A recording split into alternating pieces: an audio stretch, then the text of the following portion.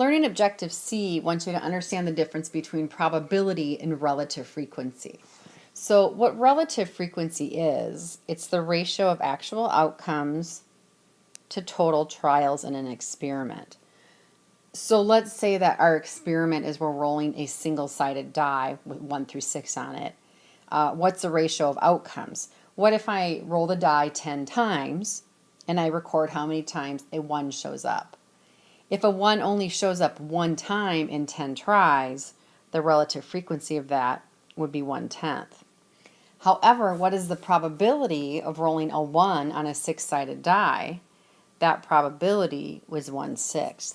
So relative frequency just depends on the outcome of an experiment. Probability is what we would theoretically expect to happen. So if we compare this, what does it mean if the relative frequency equals 0 versus if the probability equals 0? Well, if the probability equals 0 means it can't happen. It can never happen. So if I have a group of boys and I say, what's the probability of randomly selecting a girl? It's impossible. There's no girls in the group. But relative frequency means it hasn't happened yet.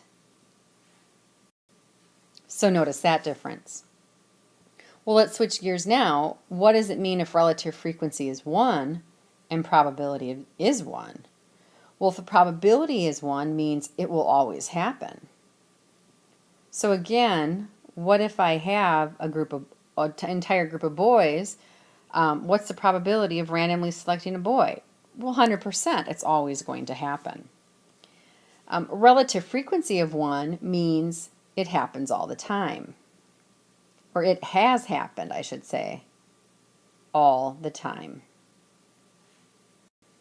You do need to be careful if the relative frequency is 1. It doesn't mean it can't change. It depends on the scenario that we're looking at. Maybe the thing that we're not looking for just has not happened yet. So here's an example. You toss one fair coin 1,500 times, and we get heads 1,200 times.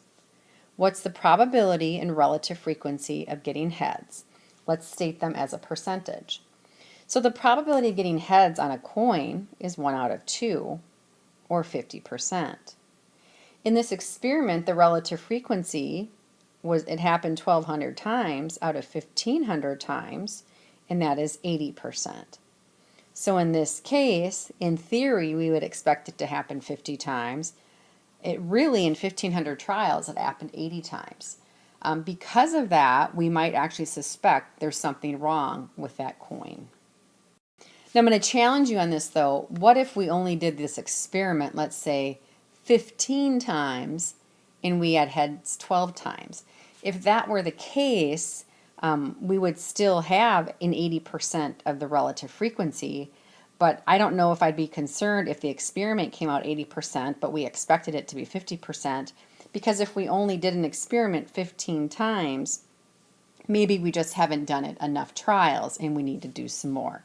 So you need to be cautious of how many times the experiment actually happens to see if it's something that should worry you about the experiment's results versus what theory would say.